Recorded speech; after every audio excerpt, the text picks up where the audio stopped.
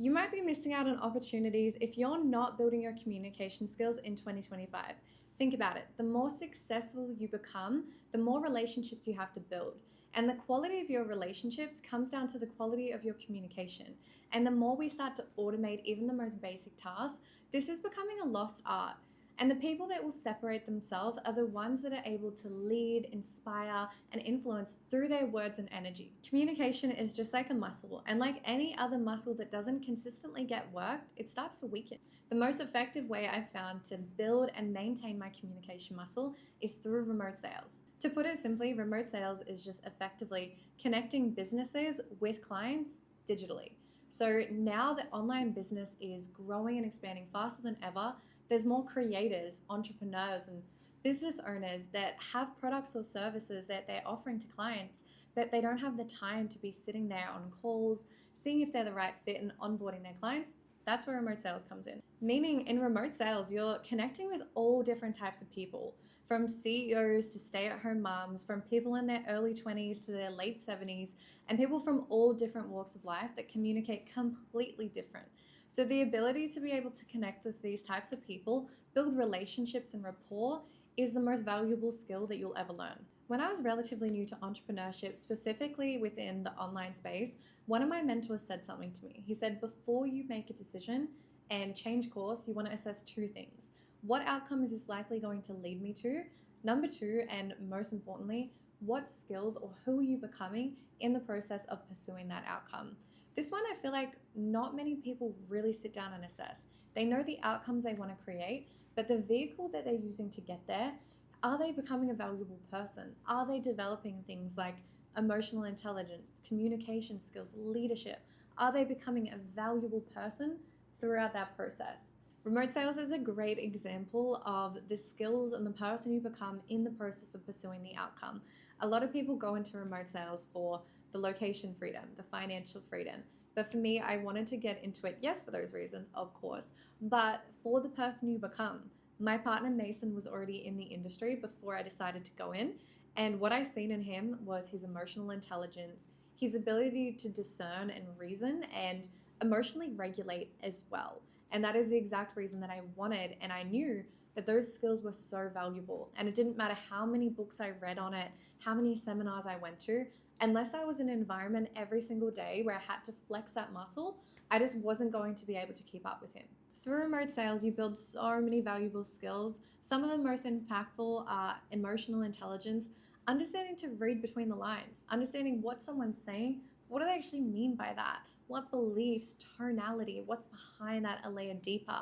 And being able to hold up a mirror for their fears, doubts, and insecurities that are currently holding them back, and doing it in a loving way that doesn't feel pushy or emotional. You get to sharpen your communication skills on the daily. This is so much more than just speaking clearly. This is the ability to ask impactful questions, how to hold power within your silence, and how to shift people through your words and energy emotionally and logically. One of my favorites is starting to understand human psychology, understanding where beliefs come from, what do people value, what are their fears, and ethically help to get them to move through resistance and move into alignment with what their goals are. One of my favorite things is you start to understand human psychology. Obviously not just in other people, but yourself as well. So sales is just as much as an inner game as it is external. So you start to understand, where do beliefs come from? What do people value? What keeps them stuck? And you get to ethically help someone move from and through resistance into alignment with what they truly want.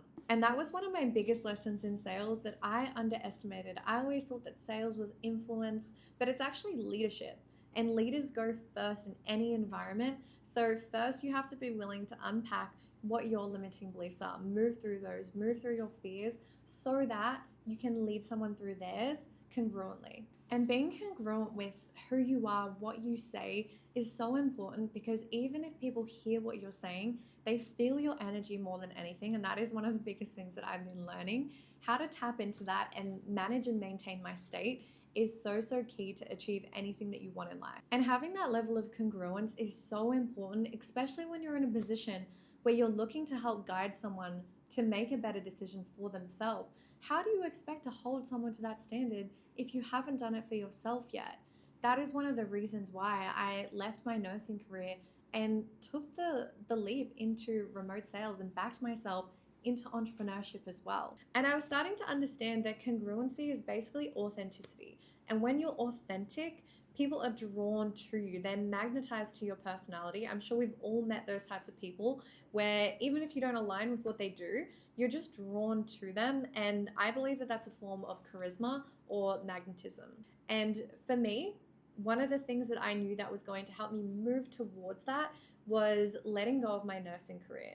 And this was somewhat of a risk. And I'm sure some of you guys can relate, because how often do we stay working the same jobs, in the same relationships, studying the same courses that we know aren't serving us, but we stay because of the time and the money that we've already spent? This is something in human psychology called sunk cost theory. It basically says that we continue down the same path because we don't want to lose the time, the money, the energy that we've already spent, even though there's an obvious solution, there's an obvious change that we should make, but we don't.